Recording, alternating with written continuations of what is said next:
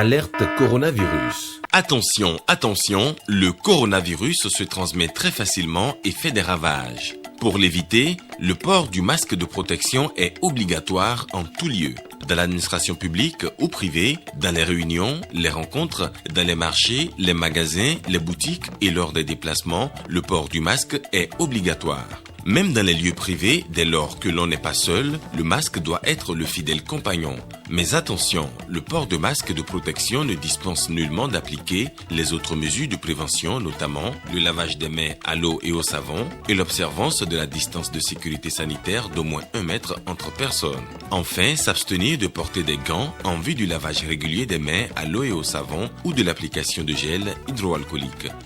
Pour tout savoir sur l'épidémie du coronavirus au Bénin, rendez-vous sur le site web www.gouv.bj/coronavirus.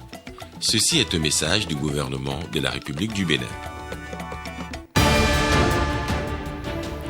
Suite de la tournée du chef de l'État dans les communes, ce week-end, Patrice Talon était dans les localités de Glazoué et Dassa pour l'exercice de reddition de comptes.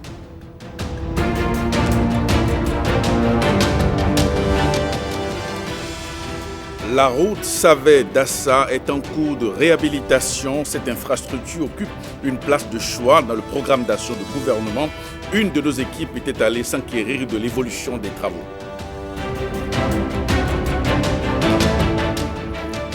La protection des droits de l'enfant préoccupe l'ONG PIS et ses partenaires allemands. Cette semaine, l'ONG a procédé à l'élaboration et à l'évaluation de ses activités à Cotonou.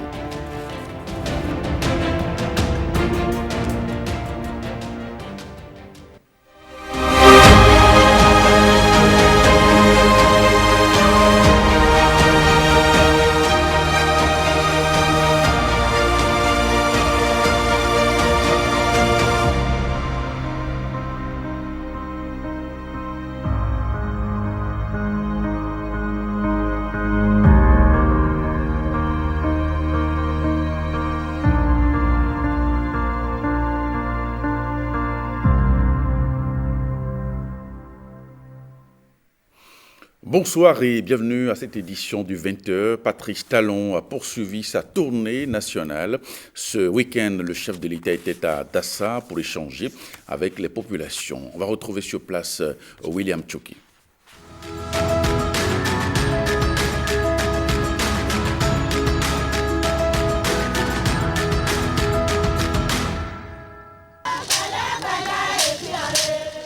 Bienvenue dans la commune des 41 collines, une localité au sous-sol bourré de roches magmatiques, une ressource minière non encore exploitée, mais en même temps un obstacle à la disponibilité de l'eau dans les nappes aquifères pour ces peuples d'Acha et Mahi. Une sécheresse hydrique qui a traversé des générations. Depuis peu, elle est levée grâce à la détermination du gouvernement.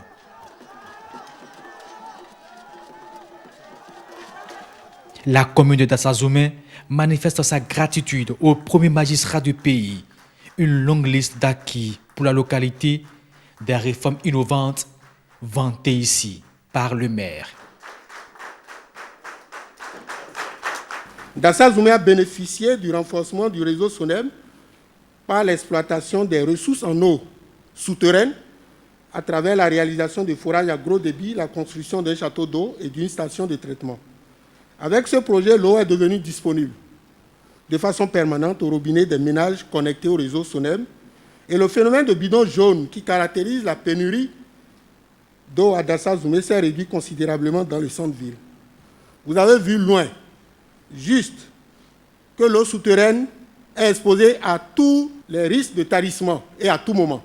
Et c'est pourquoi nous espérons que la réalisation du barrage de Rifo de 12 millions de mètres cubes par l'exploitation des ressources en eau du fleuve Ouémé permettra de renforcer l'alimentation en eau potable des villes de Dassa-Zoumé, Glazoué et Savet.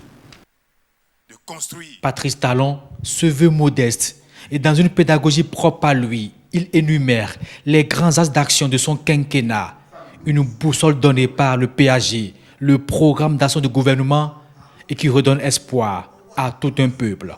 Ici, les routes anciennes qui sont souvent mal faites, que nous sommes en train de reconstruire dans une qualité qui maintenant laisse à espérer que les routes seront durables désormais. Ce que le Bénin est en train de faire dans le domaine de la route n'a jamais été fait. Les stades. Jamais le Bénin n'a construit 22 stades à la fois sur une même période et planifié le reste. Si sur 77 communes, 22 sont réalisées à la fois, la série suivante, encore une vingtaine, la troisième série, tout le monde a son stade omnisport. C'est ça la nouvelle dynamique qui est en cours au Bénin. L'eau, qui manque tant dans le pays entier, partout. Il y a 5 ans, à peine 40% à 45% de nos concitoyens avaient accès à l'eau potable. Moins de la moitié des Béninois avaient accès à l'eau potable. Aujourd'hui, presque 70% des Béninois ont accès à l'eau potable. Étancher la soif de nos populations, assurer l'indépendance énergétique du Bénin, une libération qui touche aussi d'autres secteurs de vie non moins importants. Il y a bientôt 5 ans, nous avons dit le Bénin va devenir indépendant. Je l'ai dit ici à Dassa quand je venais en campagne, que nous allons devenir indépendants, nous aurons le courant au Bénin. Qu'est-ce que nous avons fait depuis? Nous nous sommes engagés à démontrer que ce qui s'est passé est un incident dans le parcours du Bénin. Tout ce qui nous arrive comme malheur n'est pas éternel. À moins de 5 ans, nous avons construit, étudié, financé, mobilisé toutes les énergies qu'il faut, les entreprises, et nous avons construit une centrale électrique qui aujourd'hui nous permet de couvrir près de 60% de nos besoins en électricité.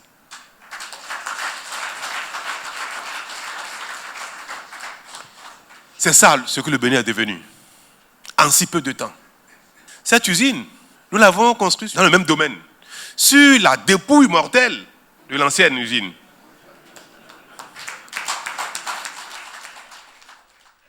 C'est important pour montrer qu'il n'y a aucune fatalité dans ce qui nous arrive. C'est important, je me répète, pour montrer qu'il n'y a aucune fatalité. Mais depuis, on ne s'est pas arrêté là. Le Bénin a lancé un deuxième appel d'offres que vous avez dû entendre dans les radios. Une deuxième usine est programmée. Études terminées. Financement mobilisé. Nous allons maintenant recruter l'entreprise qui va construire. L'appel d'offres, je crois que le dépôt de dossier, c'est le 15 décembre.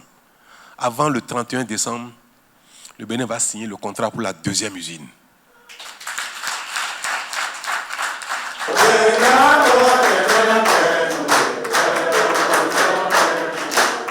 Dans le même temps, les centrales solaires,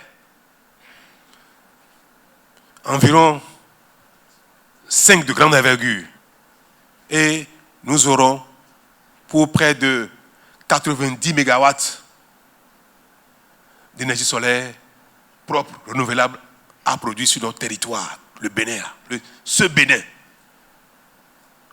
Tout ça, plus l'ancienne usine, qui est maintenant ancienne, parce que ça fait bientôt 1 an que ça travaille. Pour nous, c'est déjà ancien. Le Bénin sera indépendant en matière d'énergie.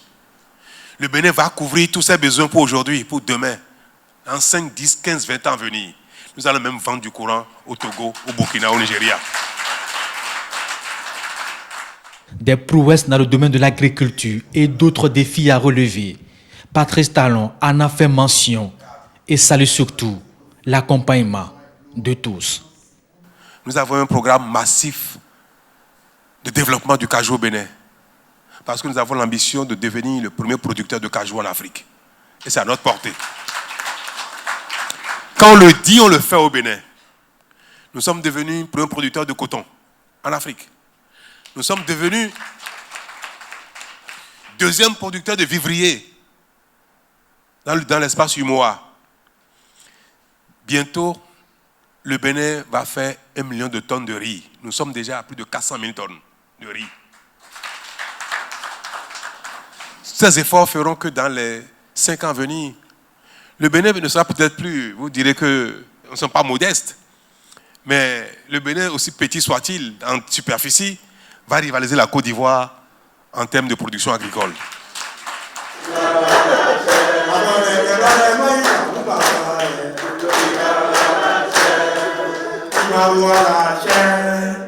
Le Bénin, un pays émergent à économie prospère, Patrice Talon y croit dur comme fer. Les populations de Dassa, elles, donnent à nouveau leur accord pour l'atteinte de ce noble objectif.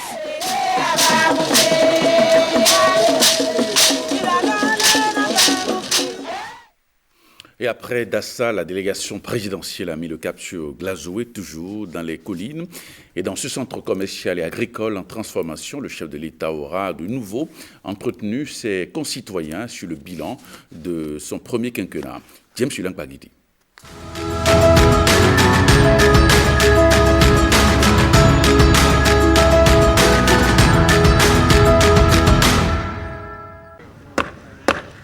Glazoué. Sur une superficie de 6 hectares comprenant le site du marché Gbomina, est en train de sortir de terre une infrastructure moderne destinée à accueillir environ 2000 vendeurs et vendeuses. Des hangars aux dimensions exceptionnelles pour des places plus confortables, des sanitaires, une infirmerie, des garderies, une zone technique pour le traitement des déchets. Un projet phare du programme d'action du gouvernement qui avance à grands pas. Glazoué, carrefour stratégique du département des collines, s'apprête ainsi à entrer dans une nouvelle dimension commerciale internationale. Une dimension que devraient conforter aussi les travaux routiers en cours sur place.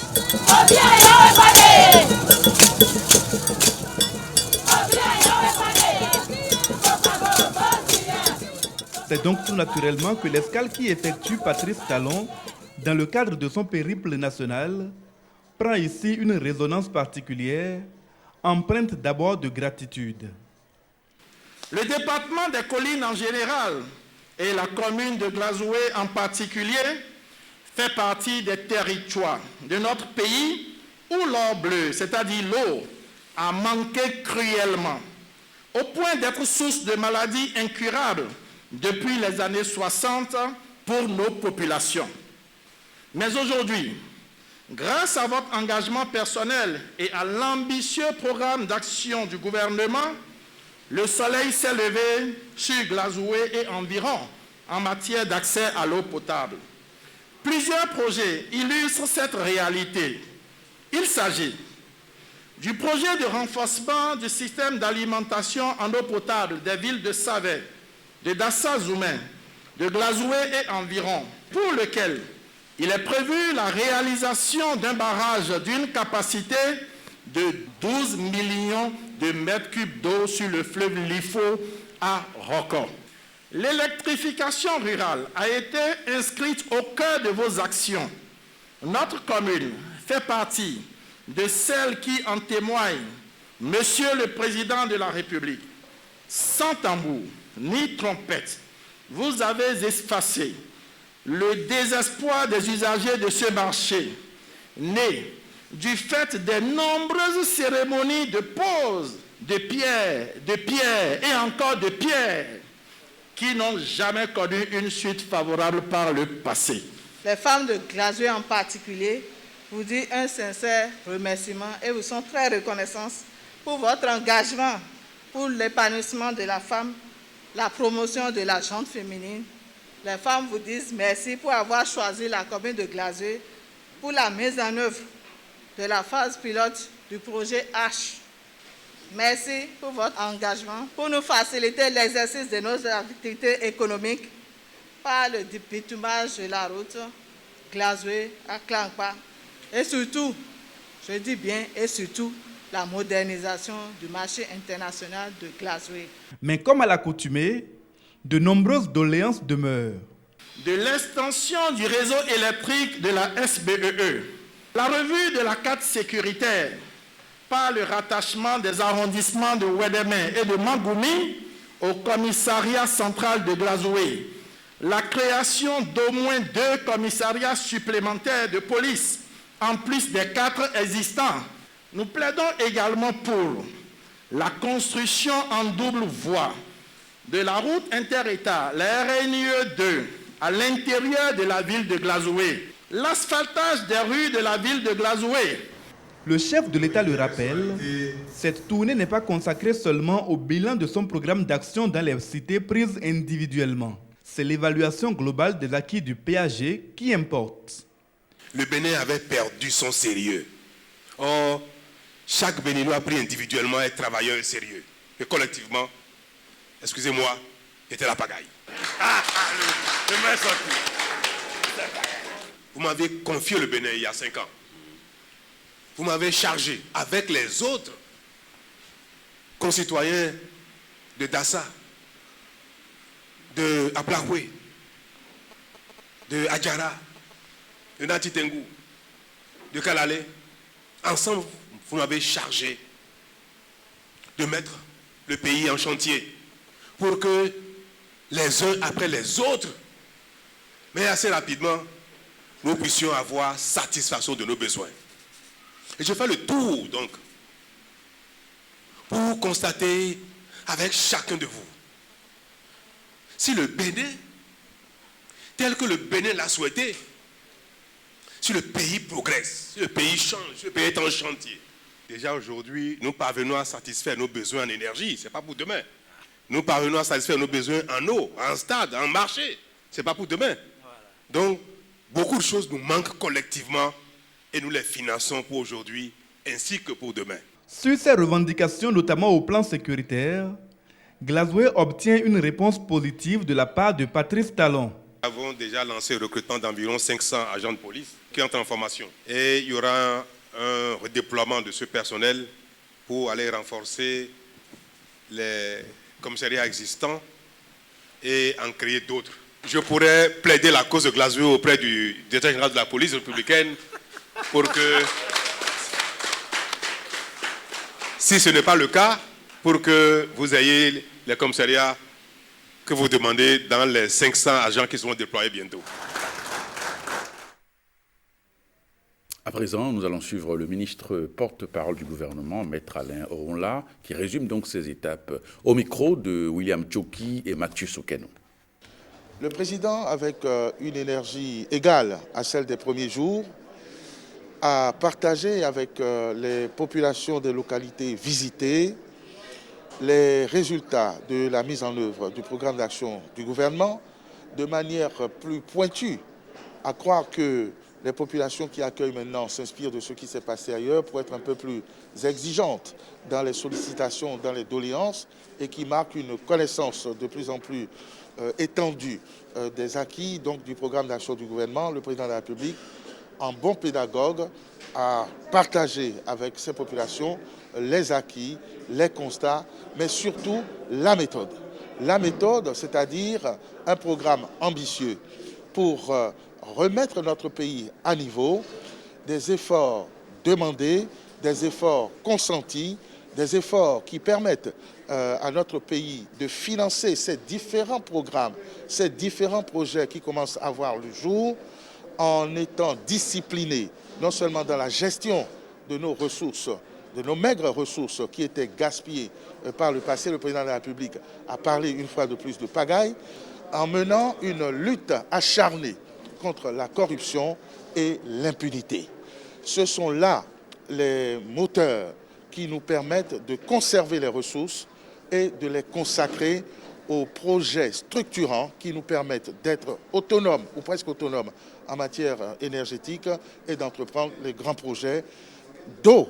Pour ce qui concerne ce département des collines, parce que je crois que c'est le premier fléau, c'est un département qui a été longtemps frappé par cette cécité et les édiles des différentes villes parcourues ont reconnu spontanément les efforts qui ont été faits pour que cette eau qui a tant manqué ici commence à poindre et soit en passe d'être généralisée et de parvenir à toutes les populations.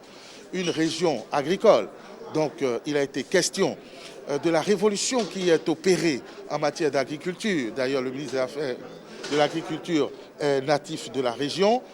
Nous sommes premiers en matière de culture du coton.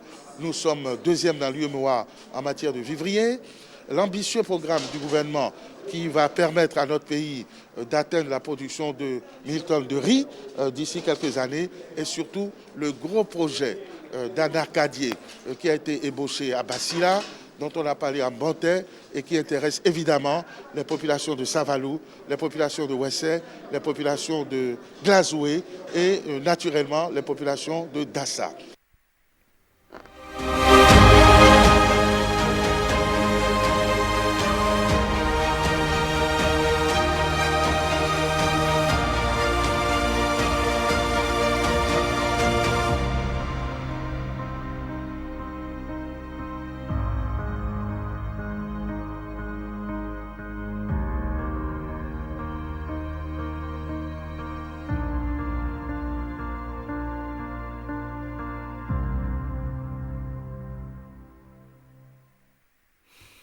C'est une route, pas comme les autres, qui est en cours de réhabilitation du centre vers le nord du Bénin.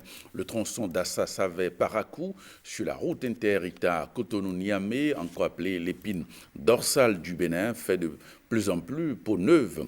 210 km en réhabilitation totale et au fur et à mesure que les travaux évoluent, le trafic sur le tronçon redevient plus aisé. C'est le constat fait par William Aguiar et Ramatou Lavani. Les populations d'ici sont témoins de l'état de la voie avant ces travaux qui sont réalisés. Comme pour prendre à témoin ces administrés de la pertinence des travaux en cours et qui viennent changer radicalement le visage d'une route inter-État, il y a peu totalement dégradée et difficilement praticable. Ici, à Dassa-Zoumé. Dassa-Zoumé, point de départ des travaux d'aménagement de cette route inter-État, considérée comme l'épine dorsale du Bénin. Ces travaux s'étendent sur 210 km entre Dassa et Parakou. Concrètement, le chantier est divisé en deux types de travail. Donc il y a un premier type de travail qui est le recyclage de la route existante et l'application de la couche de base et du bébé.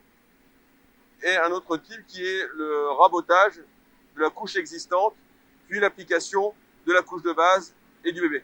Pour rendre durables les travaux d'aménagement de cette route inter-État extrêmement fréquentée, avec un trafic extrêmement important, le volume de bitume prévu varie entre 18 et 22 cm. Au vu des études qui ont été faites au préalable et des épaisseurs à mettre en œuvre sur la route, qui sont des épaisseurs relativement importantes, on applique la couche de gravier bitume en deux fois, c'est-à-dire en deux couches. Donc actuellement, nous sommes en train d'appliquer la première couche de gravier bitume qui sera suivie par une seconde couche. Donc cette première couche est de 8 cm et elle suivra par la suite également sur la même épaisseur. Et à la suite de cela, il y aura le BBME qui viendra dessus, donc la couche de roulement. L'épaisseur globale, c'est-à-dire gravier bitume et bébé, pourra varier entre 22 et 18 cm. C'est une artère essentielle aux échanges commerciaux. Donc en effet, un renforcement aussi important est une première. Les travaux qui sont effectués sont de très bonne qualité. Et en réalité, c'est à la hauteur des investissements. Parce que ici, c'est une voie inter-État qui reçoit beaucoup de trafic. Et par rapport au volume de trafic, il fallait vraiment du béton bitumineux. Il fallait revoir la couche de base, la couche de roulement, de façon aussi relevée. Et ça, franchement, c'est bien vu de faire ça. Je voudrais reconnaître notre profonde gratitude par rapport à l'ambition du gouvernement à travers le président de la République. Un projet qui prend également en compte d'autres aménagements comme entre autres des ouvrages de franchissement dressés par endroits le long du tronçon. Avec ces travaux en cours, c'est le trafic qui reprend vie avec des usagers qui retrouvent le plaisir de la route. Ah, celui qui vient, ce gouvernement-là, c'est très bon. Hein. Le gouvernement maintenant, c'est bon plus que l'autre là. Avant, c'est gâté. Avant. Maintenant, ça va bien, très bien. Oui, la voie, elle est praticable. Et même on peut dire qu'elle est très bien praticable. Aujourd'hui, en temps, on fait de Boycon en Séquet pour aller chez nous à Wessé. On fait banalement 4 heures de temps. Mais maintenant, là, au plus 2 heures avec les mesures de vitesse, on fait 2 heures. On salue notre président, lui dire merci pour le travail abattu. Nous, conducteurs de gros porteurs, souffrions beaucoup sur cette voie. Mais maintenant, nous conduisons avec beaucoup d'aisance. En plus des remerciements, c'est le pragmatisme d'un régime que salue le maire de Dassa, ancien ministre des Travaux publics et des Transports. Ça saute à l'œil, non?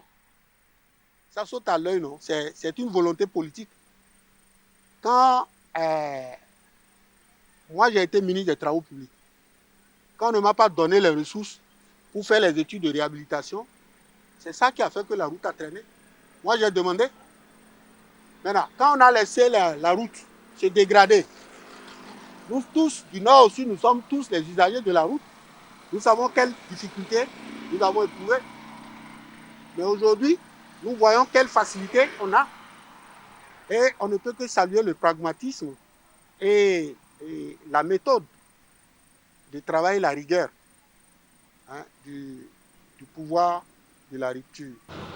Mais je voudrais insister pour dire que la qualité de cette route, ça se paye cash. C'est les ressources du contribuable qui sont rentrées, qui ont permis de réaliser ça. Donc il faut mesurer. Et ce n'est pas que ici. C'est pas qu'ici. Quand vous allez quitter, vous allez découvrir, je vous demande d'emprunter de Paouyan pour aller vers Zayanado. Et vous verrez, vous avez 1 heure de temps. C'est un grand raccourci. Il faut améliorer la mobilité rurale, la mobilité urbaine. Améliorer la mobilité rurale et urbaine, c'est ce à quoi s'attelle le pouvoir de la rupture en juin 2022. Cette route inter-État sera totalement achevée pour le bonheur de ses usagers. Test de recrutement des membres du Parlement des jeunes du Bénin au titre de la 3e mandature. Le lycée Béhanzin de Porte-Nouveau a abrité ce week-end le déroulement du dit concours. On va retrouver à Porte-Nouveau Fimé Bassao pour le compte-rendu. Ils sont 2351 candidats présélectionnés au plan national, dont 600 à Porto-Novo, répartis dans 19 salles, ceci en respect aux mesures barrières. Le Parlement des jeunes, une institution constituée de 83 jeunes d'au plus 23 ans et qui a pour vocation de développer en eux l'esprit civique. En réalité, il faut commencer par initier nos jeunes très tôt à leurs responsabilités futures, d'être des députés de demain et de déjà apprendre à frotter avec les questions de la nation, de déjà apprendre à être des responsables. Et j'ai eu une note ce matin de joie et de satisfaction, c'est de voir qu'il y a beaucoup de femmes qui composent. Ces femmes qui désormais ont décidé de prendre leur destin en main pour une meilleure représentativité des femmes au niveau des instances de prise de décision. Et on a, je crois, un taux de participation de femmes plus élevé que par le passé. Ce qui dénote du fait qu'il y a une prise de conscience dans le combat pour le genre. Le président, il attache une grande importance à l'activité que nous sommes en train de mener ici aujourd'hui. Il a suivi de bout en bout les préparatifs. Il a donné beaucoup de consignes pour que ça se passe très bien. Je dis c'est toujours heureux d'envoyer la jeunesse à la gouvernance. Ça leur permet d'apprendre à diriger des notions de leadership, de management. C'est toujours bien. Et ça rassure le développement durable. Donc je pense que c'est lieu de remercier le président de l'Assemblée et toutes les autorités qui soutiennent cette initiative. Les 83 membres du Parlement des jeunes du Bénin sont répartis de façon équilibrée conformément au poids démographique des 12 départements. Et parlons de cette activité politique ce week-end à Tchétine, dans le département des Collines. Les jeunes opposants de la région de Savalou-Ouest ont solennellement exprimé leur adhésion au bloc républicain. Ils rejoignent donc désormais la mouvance présidentielle, un ralliement qui s'est effectué grâce au leadership de Maître Paulin Akbonan. Le NEC à Bazaou. Jusqu'à un passé récent, ces jeunes incarnaient le visage de l'opposition dans la région ouest de Savalou. Mais à compter d'aujourd'hui, ils se rallient à la mouvance présidentielle et précisément au bloc républicain. Une adhésion parrainée par Maître Paulin Akbonan. Ils rendent ici publiques les raisons de leur décision. La zone ouest de la commune de Savalou est une région où vivent majoritairement les peuples Nago, reconnus pour leur attachement à la paix et répartis dans 5 arrondissements, notamment Tchéti, Léman, Djalokou et Otola. C'est une région agricole qui fait la renommée de la commune de Savalou par la production de maïs, du soja et bien d'autres cultures vivrières. C'est aussi malheureusement une zone enclavée largement rurale avec une faible couverture du réseau électrique. Après une analyse minutieuse et approfondie de la situation politique et socio-économique de notre pays en général, et de celle de la zone ouest de Savalou en particulier, vu les progrès enregistrés par notre pays dans tous les secteurs depuis 5 ans et la dynamique de développement amorcée par toutes les communes dont les effets restent invisibles dans la région de Savalou-Ouest, nous, signataires de la pétition ci-jointe, prononçons volontairement, librement et objectivement en toute connaissance de cause, par la présente motion, notre démission immédiate des partis de l'opposition et notre ralliement à la mouvance présidentielle. Ces jeunes entendent formaliser leur adhésion au bloc républicain et œuvrer pour que tous leurs pairs rejoignent aussi le camp présidentiel. Nous avons déjà transmis une première liste de 220 dossiers à Maître Kehinde Paulin Akbonan en vue des formalités de leur adhésion au parti bloc républicain. À la date d'aujourd'hui, nous continuons de recueillir les dossiers d'adhésion qui sont déjà portés à plus de 300. Un comité ad hoc de 7 membres est mis sur pied.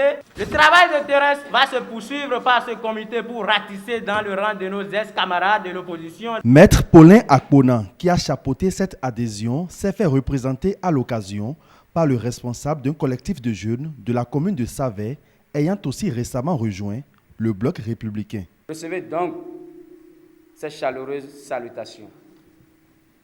Je voudrais saluer en son nom cette heureuse décision que vous avez prise de quitter l'opposition pour aller à la mouvance présidentielle au nom de l'intérêt supérieur de nos populations.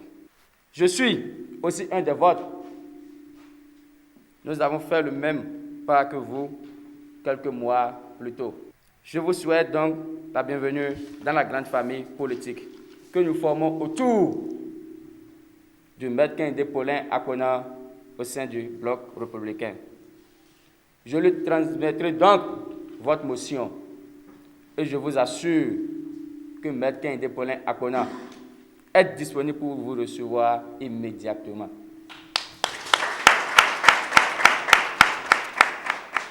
Soyez persuadés. Vous ne vous êtes pas trompé. Vous avez fait le bon choix. Avec ce nouveau ralliement, c'est le bloc républicain qui se trouve encore plus consolidé dans le département des Collines. L'ONG PIS s'est engagée depuis 2018 dans la lutte contre le trafic des enfants et le phénomène des enfants dans la rue. Ceci à travers un projet soutenu par la coopération allemande. Aujourd'hui, ils font le rapport l'élaboration et l'évaluation des activités au cours d'un atelier à Cotonou. Suivez le compte-rendu signé Assel Dancy. Ils ont entre 5 ans et 18 ans et pourtant, ils travaillent comme des adultes. Tous les jours, ils bravent les intempéries à la recherche du pain quotidien. Ces filles et garçons cheminent d'allée en allée et font éternellement le même mouvement. Ils sont des milliers à traîner dans la rue.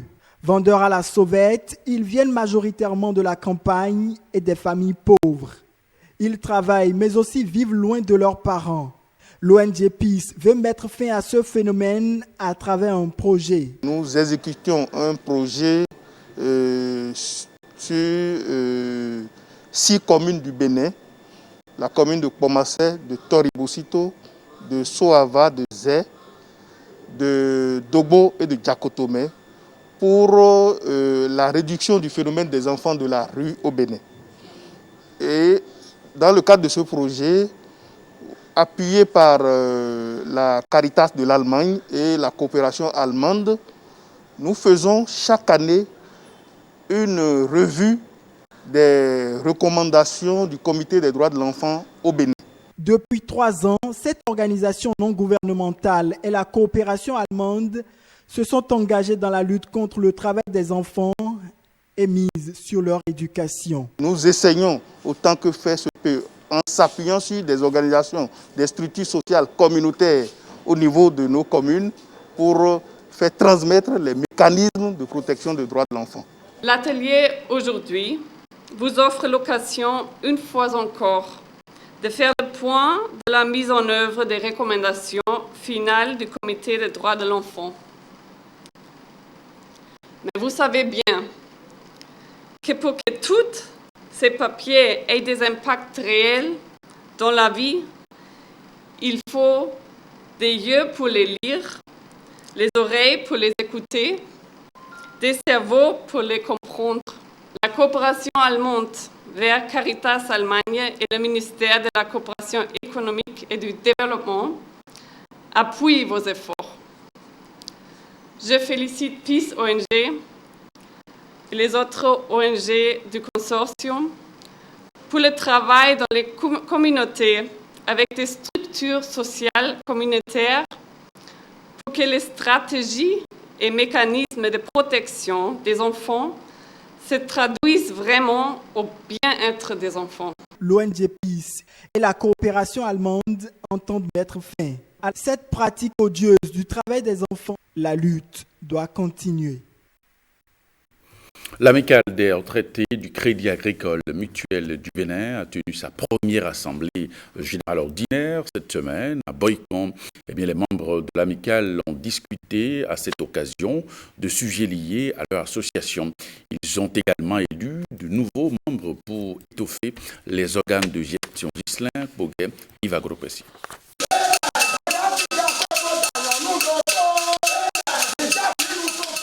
Moment de réjouissance à la cérémonie d'ouverture de la première assemblée générale ordinaire des retraités de la fêtière des caisses d'épargne et de crédit agricole mutuel FECECAM.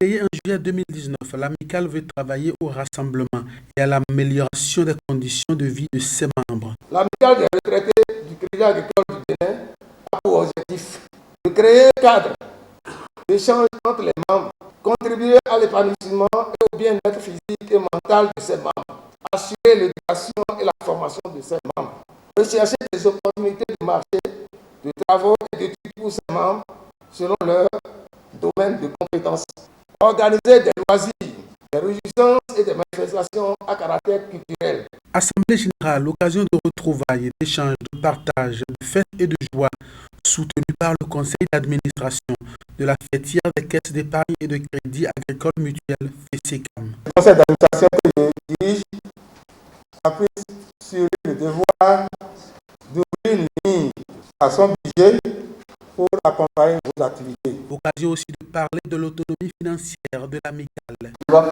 falloir que chaque doyen, chaque membre, chaque retraité puisse volontairement et de bon cœur faire l'effort de contribuer à la suivi et à la continuité de l'association en lui donnant des moyens de ses activités. Les travaux de l'Assemblée générale ont abouti à l'adoption du rapport du comité de gestion.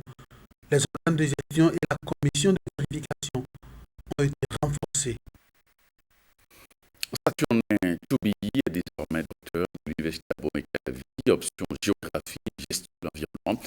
C'est à travers une thématique développée devant des universitaires de l'OB et d'Abomey-Calavi, conditions de travail et santé des charretiers dans la commune d'Abomey-Calavi. Le sujet abordé par l'intro Axel Igor Erso. Des années de recherche sur les conditions sociales de ces travailleurs qui nous débarrassent des déchets mais qui vivent souvent une déchéance matérielle peu considérée. 30 minutes, c'est le temps donné par le jury, présidé par Racine Clédio, au doctorant pour présenter ses résultats. À travers l'analyse du tableau numéro 4, que les risques sanitaires évoqués par les politiques de la commune de la vie sont des risques prédominants, sont entre autres les troubles musculo-squelettiques. 25 minutes après, l'impétrant conclut. Le jury apprécie puis délibère. Le jury a trouvé qu'il a adopté une méthodologie très adaptée, assortie de résultats très intéressants et applicables. Le jury l'a déclaré alors digne du grade de docteur de l'Université d'Abomey-Calavi en géographie et gestion de l'environnement dans la spécialité environnement, santé et développement, avec la mention très honorable. Et comme il a fait une bonne présentation, on a eu l'avis au téléphone du professeur Soubedi et du professeur Nyobaba, il a eu les félicitations du jury. Donc il a eu la mention très honorable avec les félicitations du jury. Désormais docteur en géographie et gestion de l'environnement, l'impétrant peut se réjouir de son travail, axé sur les conditions de travail et santé des charretiers du système de précollecte des déchets solides ménagers dans la commune d'Abomey-Calavi. À l'issue de cette étude, il a été constaté que les charretiers travaillent dans des conditions difficiles. Ils utilisent des outils qui sont à la limite rudimentaires et parfois, eux aussi, ils ont des comportements qui les mettent en situation dangereuse. Ils récupèrent des déchets, certains objets valorisables qu'ils utilisent, qu'ils vendent ou qu'ils réemploient. Spécialiste des questions liées à l'environnement, à la santé et au développement, ce quadragénaire repart le doctorat en poche, sourire au coin. De cette fierté d'un travail restitué en langue nationale Fongbe, apporter donc des cibles de sa recherche. Eux sauront sans doute lui témoigner davantage de reconnaissance que des palmes universitaires. Séance de travail entre le ministre en charge de l'enseignement technique et de la formation professionnelle et la première cohorte de jeunes recrues pour aller se faire former en France en qualité d'élèves professeurs certifiés. Cette rencontre qui intervient à la veille de leur départ a permis à Maounion Carpo de leur prodiguer des conseils pour un stage réussi. Le gouvernement exprime ainsi sa volonté d'améliorer l'offre éducative au Bénin. Lunek Agbazaou, Michi Elewe. Face au déficit criard d'enseignants qualifiés, le gouvernement met progressivement en branle sa politique. Au niveau de l'enseignement technique et de la formation professionnelle, ces 24 jeunes ont été recrutés suite à un concours de niveau Bac+2, série technique, et vont à partir du lundi 23 novembre 2020 suivre une formation de 4 ans en France. À leur retour, ils seront directement employés comme enseignants. Ils partent pour une formation au terme de laquelle ils vont devenir des élèves professeurs certifiés. Dès leur retour, ils seront insérés dans la fonction publique, affectés dans des établissements et reclassés professeurs certifiés de l'enseignement et la formation technique et professionnelle. Grâce à la vision d'un homme, le chef de l'État, qui a le souci de développer notre pays grâce à la formation d'un capital humain qualifié, compétent, compétitif. C'est la résultante de la mise en œuvre de la stratégie nationale de l'enseignement et de la formation technique et professionnelle. Cette stratégie combine donc ces deux composantes où nous avons désormais l'enseignement et la formation technique et professionnelle avec une plus grande implication du secteur privé et la revue des curricula sous le format métier et non sous le format spécialité ou filière qui était trop dominant. Le renforcement du capital humain est une priorité pour l'exécutif et toutes les dispositions ont été prises pour un bon déroulement de la formation. Sachez qu'à partir de maintenant, vous portez un flambeau. Ce flambeau, c'est l'espoir d'avoir d'ici 3 ans, 4 ans, d'autres types d'enseignants qui puissent révolutionner complètement l'offre de formation. Les bénéficiaires de la formation sont reconnaissants envers le gouvernement et conscients des défis à relever. Nous avons déjà reçu tout ce qu'il faut pour cette formation. Nous vous promettons ce jour de tout faire pour travailler, nous qui sommes envoyés, les 24 qui sont envoyés en France. Pour des raisons liées à la pandémie de Covid-19, ces stagiaires constituent la première cohorte d'enseignants à former en France. 36 autres jeunes sont en attente. Avec eux, c'est une nouvelle race d'enseignants qui est appelée à voir le jour. Direction la toile, c'est l'heure de notre traditionnelle revue du web hebdomadaire. Cette semaine, Facebook et Twitter ont annoncé des nouveautés sur leurs plateformes respectives et une étude sud-africaine révèle les rapports des jeunes Africains à l'Internet. Suivez la compilation de Maurice Tantan. Les utilisateurs de Facebook et d'Instagram peuvent se frotter les mains. L'entreprise américaine a annoncé cette semaine qu'elle va désormais permettre à ses utilisateurs de bénéficier des droits d'auteur pour le partage d'une photo ou d'une vidéo. Grâce à ce changement, de nombreux créateurs et marques peuvent demander le retrait d'un contenu dont ils sont l'auteur s'il est repartagé sans qu'ils ne bénéficient des droits d'auteur. Pour cela, il suffit de remplir un formulaire disponible sur Facebook pour signaler et réclamer les droits. S'il est présenté comme une évolution majeure au sein de Facebook, ce changement pourrait tout de même affecter la manière dont Facebook et Instagram sont utilisés. Autre réseau social, autre nouveauté. Cette semaine, Twitter a dévoilé Fleets, la nouvelle fonctionnalité de sa plateforme. Avec Fleets, les utilisateurs du réseau de microblogging ont la possibilité de mettre en ligne des contenus éphémères visibles pendant 24 heures en haut de la timeline. Le concept n'a donc rien d'innovant, mais il s'agit d'une recette qui marche sur les réseaux sociaux. Les contenus éphémères ont été institués par Snapchat. Ils ont depuis été repris sous le nom de Stories sur Instagram, Facebook et LinkedIn. WhatsApp, de son côté, les a baptisés Statuts. Enfin, on apprend que les jeunes Africains sont globalement bien connectés, férus d'informations tout en étant conscients du danger des fake news ou fausses informations. C'est la conclusion à laquelle est parvenue une étude de la fondation de la famille Ichikovis basée en Afrique du Sud. Menée auprès de 4200 jeunes hommes et femmes âgés entre 18 et 24 ans, l'étude a aussi révélé que la majorité de ces jeunes considèrent que l'accès à Internet et au Wi-Fi est un droit fondamental. Par ailleurs, l'enquête conclut qu'en Afrique de l'Est, 78% des jeunes interrogés sont satisfaits de leur connexion Internet, contre seulement 62% en Afrique de l'Ouest.